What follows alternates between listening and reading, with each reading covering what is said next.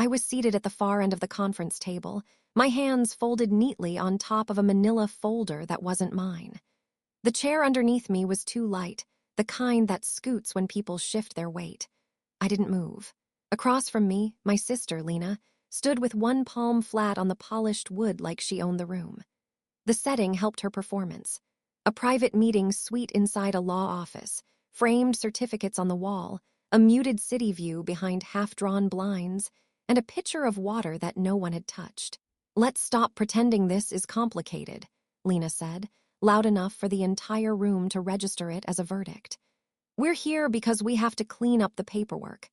And she flicked 2 fingers toward me without looking directly, doesn't need to be included."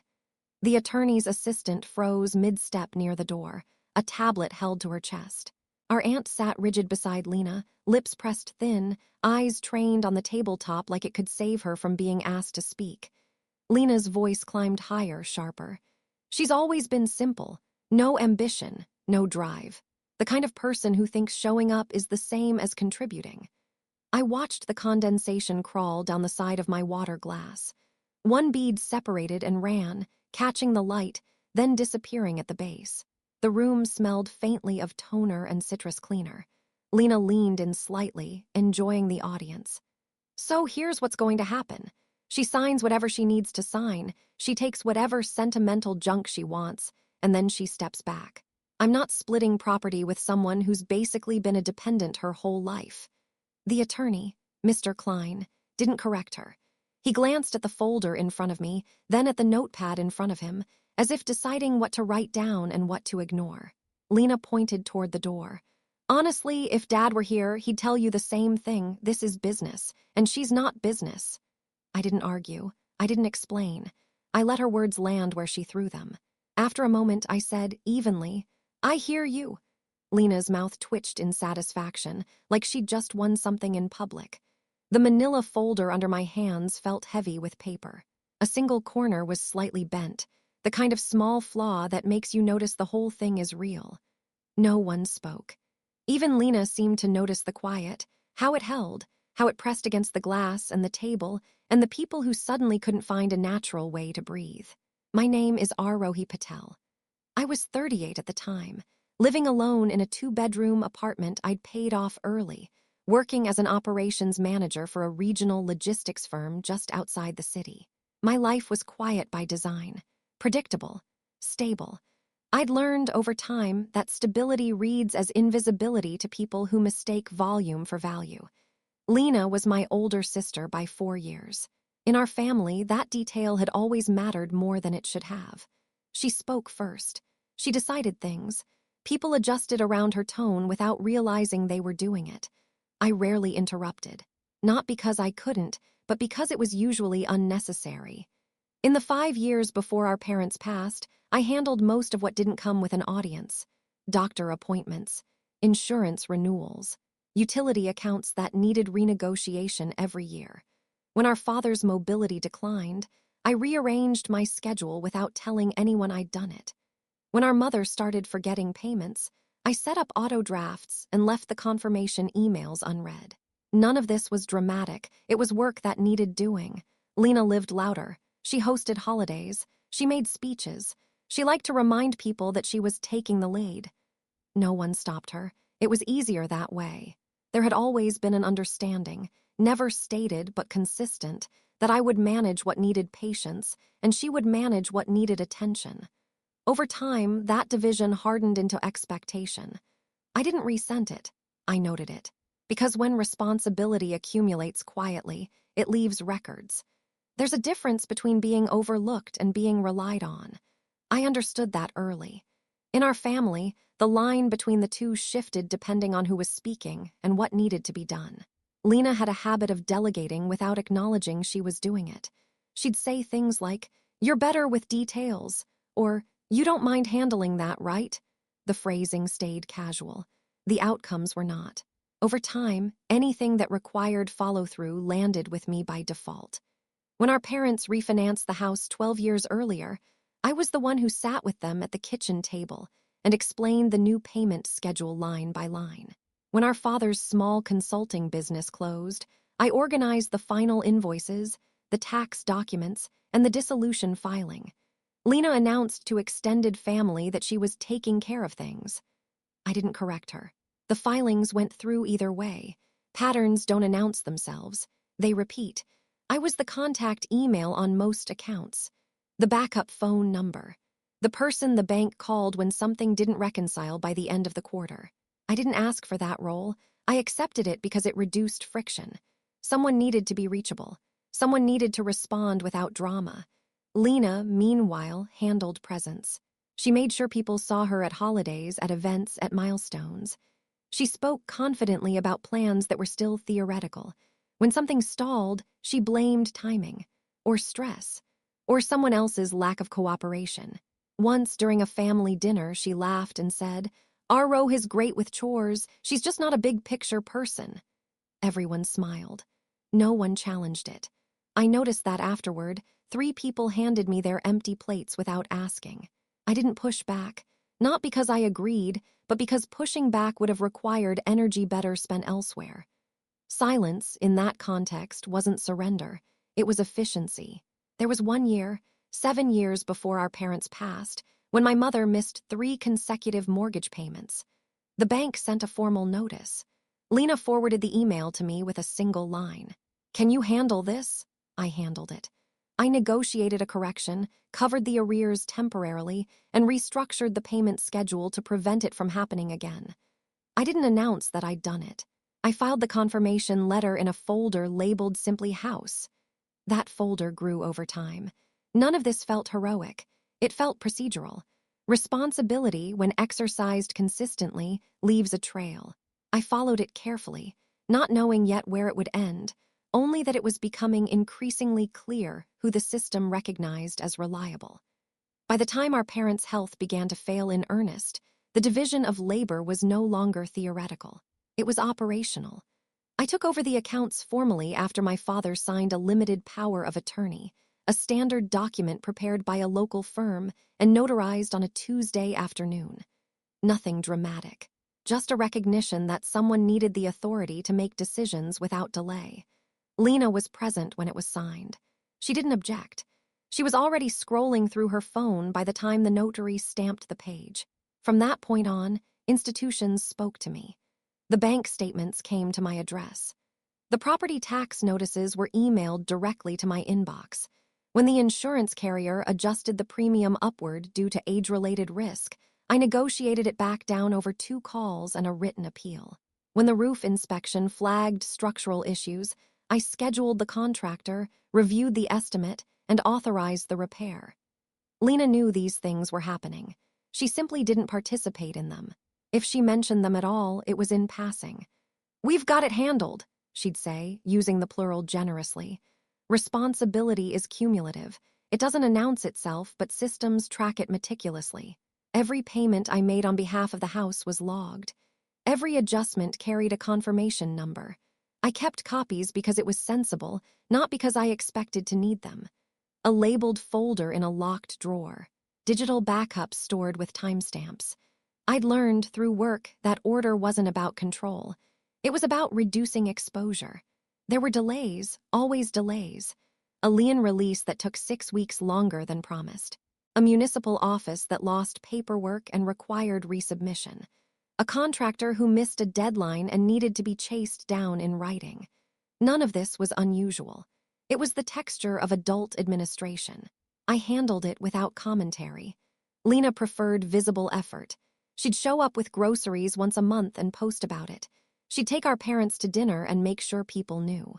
When something broke or needed renewal, she'd say, "Our Rohi's on it," like that phrase was a permanent state rather than a series of deliberate actions. I never corrected her, because what mattered wasn't who spoke. It was who signed, who paid, and who the system learned to recognize as the responsible party. By the time our parents passed, 16 months apart, quietly, without spectacle, the house was stable. No arrears. No outstanding violations. The paper trail was clean. That wasn't an accident. It was the result of years of unglamorous decisions made consistently with no audience. The structure that eventually mattered wasn't created in a moment of conflict. It came together gradually, the way most durable systems do, through necessity, paperwork, and repetition.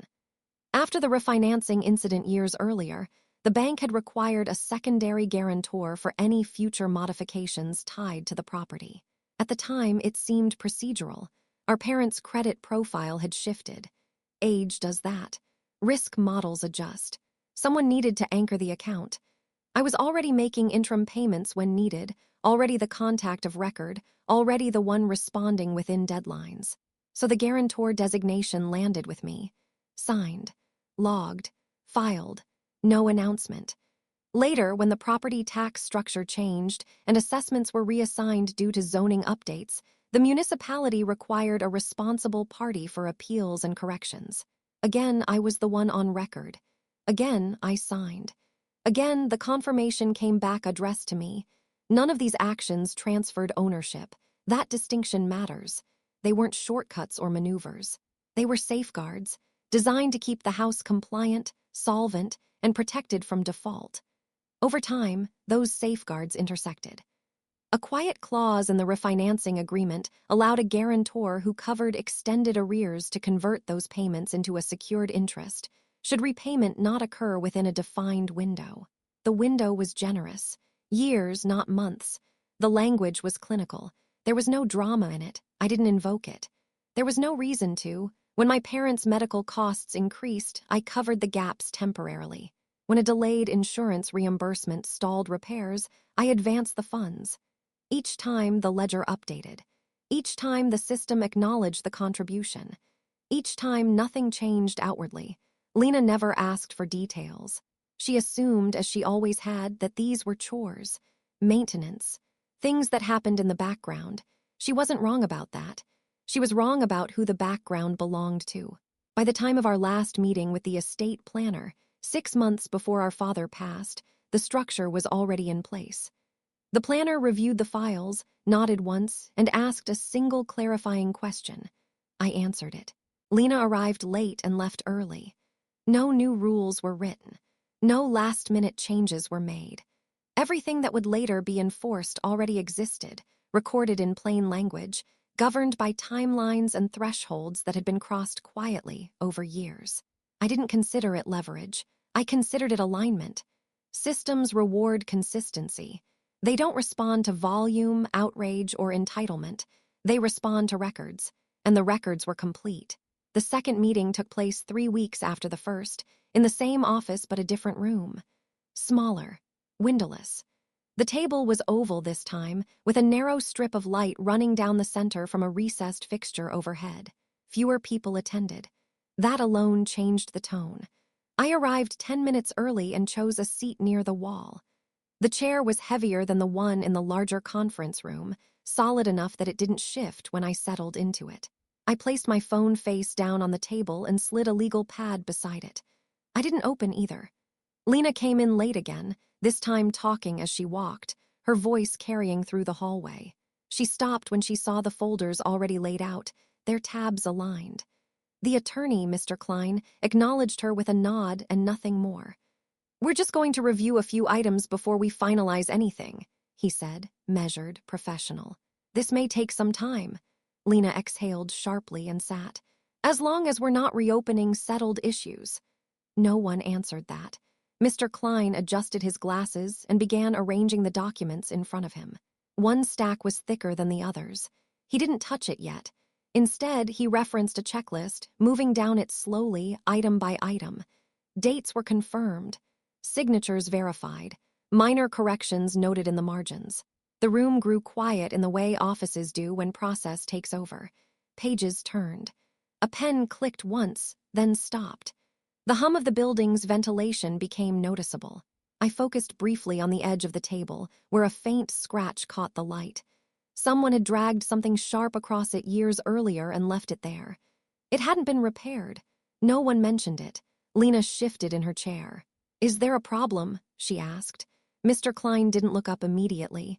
He finished writing a note, capped his pen, and then said, "We're clarifying before proceeding." That answer didn't satisfy her. It wasn't meant to. Another pause followed. Longer this time. The assistant near the door stopped scrolling and stood still. The silence wasn't empty. It was occupied. Mr. Klein finally reached for the thicker stack of papers. He squared the edges carefully before opening it. "We'll need to address this portion next," he said. Lena leaned forward, already preparing to speak. I stayed where I was, hands folded, waiting for the system to finish what it had started. Mr. Klein didn't raise his voice when he began. He didn't need to. He read from the document in front of him, not all at once, but in sections, pausing where the language required it. Dates, references, cross-links to earlier filings. Each pause felt deliberate, like he was giving the room time to keep up. Lena frowned almost immediately. "I don't understand why we're reviewing this," she said. "That's not relevant to ownership." Mr. Klein glanced up briefly. "It is relevant to interest," he replied, then returned to the page. The word landed heavier than the rest. He continued. The guarantor clause, the repayment window, the conversion threshold. All of it read in the same neutral tone, stripped of implication. When he reached the ledger summary, he stopped and slid a single page across the table toward Lena. She didn't take it at first. Her eyes scanned the numbers where they were. Then she reached out, pulled it closer, and her jaw tightened. "That can't be right," she said. "Those were family expenses." "They were advances," Mr. Klein said, "documented as such." Lena looked at me for the first time since she'd arrived. Really looked. "You did this without telling me." I waited a beat before answering. The room stayed silent. "I handled what needed handling," I said. Her voice rose. "You had no right." Mr. Klein lifted a hand slightly, not to stop her, just to signal sequence. "Miss Patel was authorized. The records are clear." Lena pushed back from the table, the chair legs scraping sharply. "This is ridiculous. You're saying she owns the house now." "No," he said calmly. "I'm saying the secured interest exceeds the remaining equity." The distinction didn't help her. She started talking faster then, about intent, about fairness, about how this wasn't what our parents would have wanted. Her words overlapped, circling, looking for a surface that would hold. Mr. Klein waited until she finished. Then he said, "The structure was in place years ago. Nothing here was activated emotionally. It followed process." Lena's face flushed. "So what, I'm just cut out?" The assistant near the door shifted her weight. Our aunt covered her mouth with one hand. I spoke once more, my voice even. "You're not being punished. This is just how it resolves." She stared at me like I'd struck her. "You planned this." I met her gaze. "I planned to be responsible." That seemed to drain something out of her. The fight went slack. Her shoulders dropped. She looked back at the papers, then away, then down at the table. Mr. Klein closed the folder. The sound was soft, final. "We'll proceed accordingly," he said. No one argued after that. There was nothing left to argue with. Lena sat back down slowly, as if the chair had changed height while she wasn't looking. The room stayed quiet, not awkwardly, but conclusively. The system had spoken. The rest was just noise, and even that was fading. The first challenge arrived 2 weeks later, folded into a formal letter from a mid-sized firm Lena had retained. It questioned procedure, not substance. The distinction mattered. Mr. Klein responded within the week, attaching copies of filings that predated the letter by years. The inquiry closed without escalation. By the end of the first month, there was another attempt. This one argued intent. It suggested misunderstanding. It requested reconsideration. The reply was shorter. The structure didn't allow for reinterpretation once thresholds were met. The window had closed. That, too, ended quietly. After that, the challenges stopped. What followed wasn't dramatic. It was gradual contraction. Lena moved out of the house within 60 days. At first, she told people it was temporary. Then she stopped specifying timelines altogether. The utilities were transferred. The insurance policy updated. The mail forwarding request expired without renewal. By the end of the quarter, the house was leased under a standard agreement managed by a third party. I didn't visit while the transition happened. I didn't need to. The reports came in on schedule. Occupancy confirmed. Maintenance handled. Socially, the shift was less structured but just as visible. Invitations thinned. The holidays that had once been hosted loudly were passed over or quietly reassigned. People adjusted without announcement. They always do. I wasn't present for any of it. I learned what I needed to know through neutral channels. Notices, confirmations, brief mentions that didn't invite follow-up. One afternoon, months later, a mutual acquaintance mentioned that Lena was between plans. The phrase was offered carefully, as if it might require correction. I didn't correct it. By the end of the year, everything had settled into its new configuration. The system had finished moving pieces where they belonged. No appeals remained open. No obligations were outstanding. Order doesn't arrive with applause. It arrives with closure. And once it does, it rarely announces itself again. Time has a way of confirming outcomes without commentary. A year passed, then another. The house remained leased, maintained, and unremarkable in the way stable assets tend to be. Statements arrived quarterly. I reviewed them, signed where required, and filed them away. I didn't change my routines. I still worked the same hours. I still kept my calendar sparse. Stability, once established, doesn't require reinforcement. Lena and I didn't speak, not formally and not through intermediaries. There were no messages to ignore and no explanations requested. Distance settled naturally, without confrontation. That, too, felt appropriate. Once, while sorting older files, I came across the original refinancing agreement. The paper had yellowed slightly at the edges. The language was unchanged. It had always been there, waiting to be read closely. I returned it to its folder and closed the drawer. This wasn't about winning. It was about alignment, between responsibility and consequence, between effort and recognition. Systems don't correct imbalances out of spite. They correct them when thresholds are met. I took no satisfaction in the silence that followed, only clarity. The matter was finished, and it stayed that way.